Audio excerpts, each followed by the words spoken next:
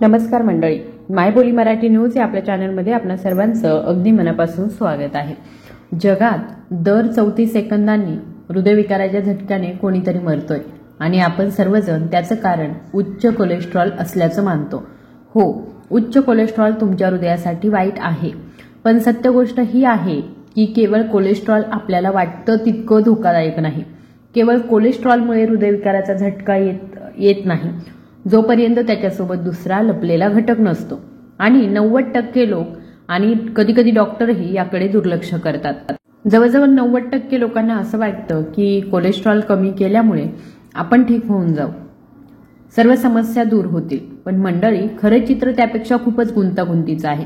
राहुल नावाचे एक रुग्ण आहेत आणि ते 55 वर्षांचे आहेत, ज्यांचं LDL कोलेस्ट्रॉलचं प्रमाण 200 पेक्षा जास्त होतं। म्हणून त्यांनी ताबडतोब औषधोपचार सुरू केले आणि 3 महिन्यांमध्ये त्यांचं कोलेस्ट्रॉल प्रमाण कमी झालं।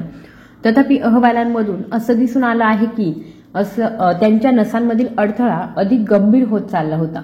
ही फक्त एकट्या राहुलजींची कहाणी नाहीये, ही हजारो लोकांची कहाणी आहे जे गोंधळलेले आहेत आणि विचारतात की माझं कोलेस्ट्रॉल कमी झालं आहे, पण मग माझे ब्लॉकेज अजूनही का वाढत आहे?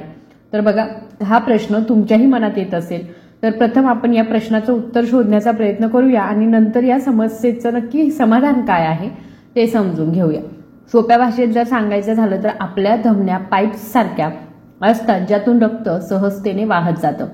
आता जर तुमच्या धमन्या निरोगी असतील तर LDL वाढलं तरी सुद्धा त्या शिरेतील झडपांना सहज चिकटत नाही, आणि जरी ते चिकटलं तरी निसर्गाने आपल्या धमन्या इतक्या लवचिक बनवल्या आहेत की त्या रक्तदाबाखाली सहजपणे वाढतात आणि रक्त थांबत नाही, तर सुरळीत वाहत राहतं। मंडळी, खरी समस्या सुरू होते जेव्हा शिरांच्या भिंतींमध्ये लहान लहान जखमा होतात। शरीर ताबडतोब बरे होण्याच्या स्थितीमध्ये जातं आणि या जखमा बरं करण्यासाठी पांढऱ्या रक्तपेशी, प्रथिने आणि कोलेस्ट्रॉल एकत्रितपणे एक पॅच तयार करतात। हळूहळू ही घाण तिथे जमा होते आणि प्लेगचे रूप धारण करते।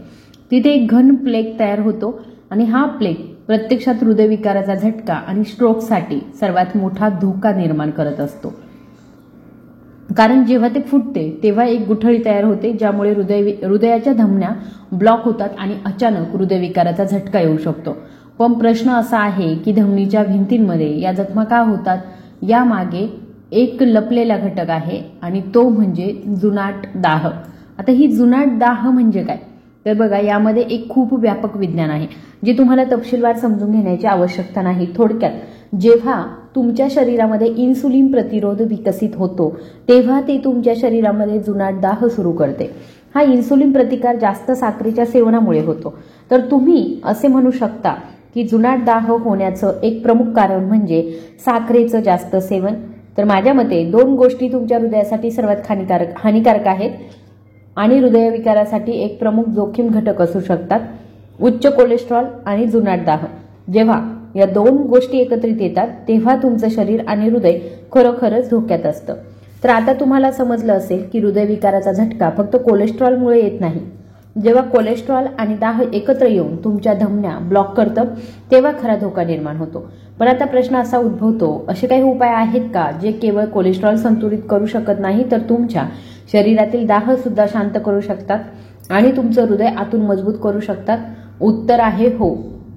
आयुर्वेदामध्ये आपल्याला काही उत्कृष्ट उपाय आढळतात जे अगदी हेच करतात, आणि कोलेस्ट्रॉल कमी करणाऱ्या गोळ्यांपेक्षा ते एक समग्र दृष्टिकोन देतात जे तुमच्या हृदयाचे सर्व बाजूंनी संरक्षण करते। आणि तुम्हाला माहित आहे सर्वात रोमांचक काय आहे? सर्वात रोमांचक गोष्ट म्हणजे विज्ञान देखील आता या उपायांची शक्ती ओळखत आहे। तर चला एक एक करून आपण ब्लॉकेजचा धोका कमी करणारे 3 सर्वात शक्तिशाली उपाय बघणार आहोत। आणि लक्षात ठेवा, व्हिडिओच्या शेवटी मी तुम्हाला बोनस गुपित देखील शेअर करणार आहे जे या उपायांनी प्रभावीता दुप्पट करेल। तर व्हिडिओ शेवटपर्यंत बघा, मध्येच वगळू नका। प्रथम बघा, आपण बोलूया अर्जुनाच्या सालीबद्दल, ज्याला तुम्ही तुमच्या हृदयाचा अंगरक्षक देखील म्हणू शकता। एक रुग्ण आहेत, ते एक निवृत्त शिक्षक आहेत आणि जे दररोज चालायचे, परंतु त्यांनी त्यांच्या छातीमध्ये जडपणाची तक्रार केली। मग त्यांनी अर्जुनाच्या सालीचे सेवन करण्यास सुरुवात केली आणि 6 आठवड्यानंतर ते म्हणाले, मी पूर्वीसारखा फक्त 10 मिनिटे चालल्याने थकून जायचो, मला श्वास घेण्यास त्रास व्हायचा, पण आता मी सहजपणे 25 मिनिटे चालू शकतो। मंडळी, अर्जुन केवळ तुमचे कोलेस्ट्रॉल कमी करत नाही तर हृदयाची पंपिंग पॉवर देखील सुधारतं, म्हणजेच ते तुमच्या हृदयाच्या पंपिंग कार्यक्षमता वाढवतं. आणि म्हणूनच हृदयासाठी सर्वोत्तम डॉक्टर म्हटलं तर अर्जुनाची साल आहे. मंडळी, अर्जुनाच्या आतल्या सालीमुळे त्याच्यामध्ये असतं सायट्रिक ॲसिड आणि फ्लोनॉइड्स असतात, जे धमन्यांचं नुकसान बरं करतात, हृदयाच्या स्नायूंना बळकटी देतात, हृदयाची पंपिंग शक्ती वाढवतात आणि जळजळ देखील शांत करतात. तुमच्या हृदयाची कल्पना करा की ते जुने इंजिन आहे आणि अर्जुनाची साल प्रीमियम इंजिन ऑइल म्हणून काम करतं, ज्यामुळे ते अधिक कार्यक्षमतेने चालतं. अर्जुनाची साल आजकाल बाजारामध्ये किंवा ऑनलाईन पावडर स्वरूपामध्ये सहज उपलब्ध आहे, तर तुम्ही ती घेऊ शकता. जेवणाच्या 1 तासानंतर या पावडरचा 1 चमचा घ्यायचा असतो. तो एका ग्लास पाण्यामध्ये उकळून घ्या, त्याचा काढा बनवा, तो गाळा आणि तो तसा प्या. तथापि अर्जुनला तुमच्या दैनंदिन दिनचर्येमध्ये समाविष्ट करणं सोपं नाही. ते अनेकदा सहज उपलब्ध नसतं आणि ते तयार करणं सुद्धा सोपं नसतं. ते खूप वेळखाऊ देखील असतं आणि म्हणूनच मी तुम्हाला सजेस्ट करेल की तुम्ही ऑनलाईन अर्जुनाची पावडर घेऊ शकता किंवा त्याचा जर एखादा ज्यूस तुम्हाला मिळत असेल तर तो ज्यूस सुद्धा तुम्ही आयुर्वेदिक दुकानातून तुम्ही तो घेऊ शकता. तर हा 1 नंबरचा जो पर्याय आहे तो तुम्ही नक्की फॉलो करू शकता. ही एक वनस्पती आहे आणि सर्वात महत्त्वाच्या औषधी वनस्पती जर म्हटलं तर गुगुळ आणि अर्जुन, जे तुम्हाला बाजारात उपलब्ध असलेल्या इतर कोणत्याही ज्यूसमध्ये एकत्र मिळत नाही. तर तुम्ही असा गुगुळ LDL म्हणजे वाईट कोलेस्ट्रॉल आणि ट्रायग्लिसराइड्स कमी करतं आणि HDL वाढवतं. तर अर्जुन जे आहे तर मी आधी सांगितल्याप्रमाणे तुमच्या हृदयाच्या स्नायूंना बळकटी देतं आणि रक्ताभिसरण सुधारतं.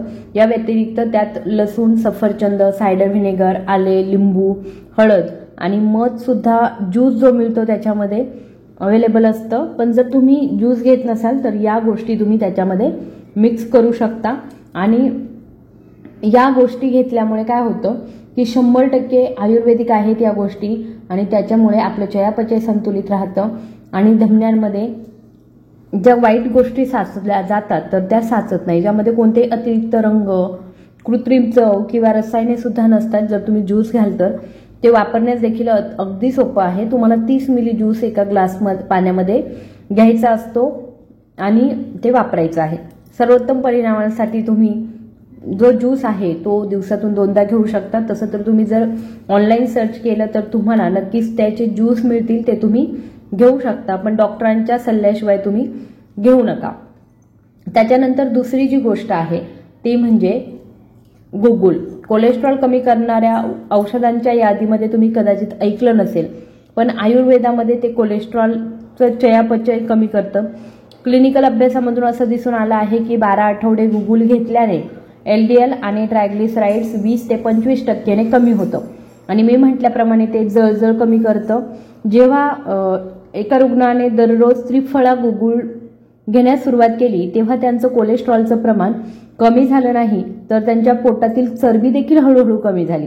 म्हणूनच आयुर्वेदामध्ये ते मेदोहर त्याला म्हटलं जातं. त्याचा अर्थ चरबी विरघळवणारी औषधी वनस्पती आहे. गुगुळ तुम्हाला बाजारामध्ये गोळ्या किंवा कॅप्सूल स्वरूपामध्ये सहज मिळू शकतं. जर तुम्हाला आवडत असेल तर किमान 2 ते 3 महिने दुपारच्या जेवणानंतर कोमट पाण्यासोबत 1 किंवा 2 त्रिफळा गुगुळ तुम्ही गोळ्या घेऊ शकता. याचा तुम्हाला नक्कीच फायदा होईल. मंडळी, मी ज्या पहिल्या आणि दुसऱ्या उपायांचा उल्लेख केला आहे ते पूर्णपणे आयुर्वेदिक औषधी वनस्पती आहेत. पण जर तुम्हाला तुमच्या स्वयंपाकघरामध्ये सहज मिळणारी एखादी साधी गोष्ट वापरायची असेल तर तुम्ही लसूण वापरू शकता. लसूणमध्ये ॲलिसिन नावाचं एक संयुग असतं जे कोलेस्ट्रॉलचे ऑक्सिडायझेशन होण्यापासून रोखतं आणि नैसर्गिकरित्या आपलं रक्त पातळ करतं. याचा अर्थ ते रक्त पातळ करतं आणि गोठण्यास प्रतिबंध करतं. काही मेटाविश्लेषण अभ्यास असं सूचित करतात की लसूण एकूण कोलेस्ट्रॉलचं 15 ते 20 मिलीग्राम कमी करू शकतं आणि रक्तदाब नियंत्रित करण्यास देखील मदत करतं.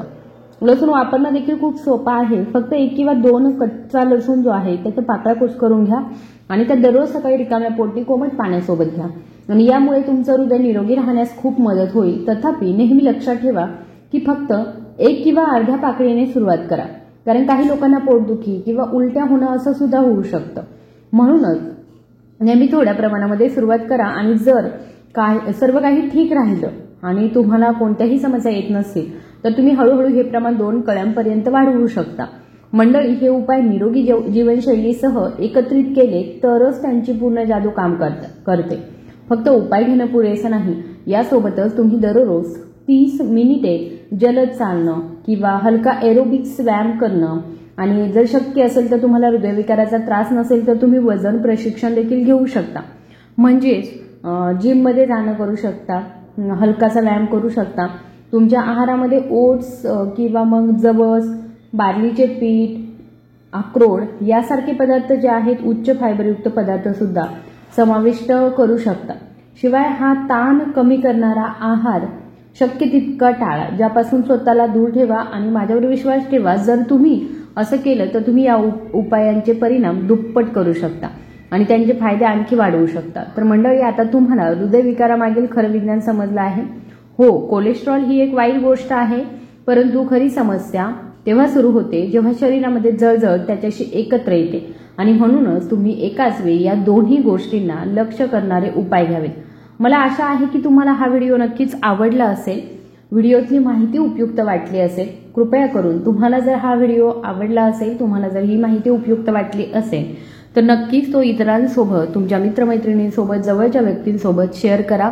त्याचबरोबर बेल आयकॉन सुद्धा प्रेस करा, जेणेकरून मी जेव्हा पण नवीन व्हिडिओज बनवेल त्याचं नोटिफिकेशन तुमच्या मोबाईलवर पहिल्यांदा येईल आणि तुम्ही ते व्हिडिओज लगेच बघू शकता। धन्यवाद।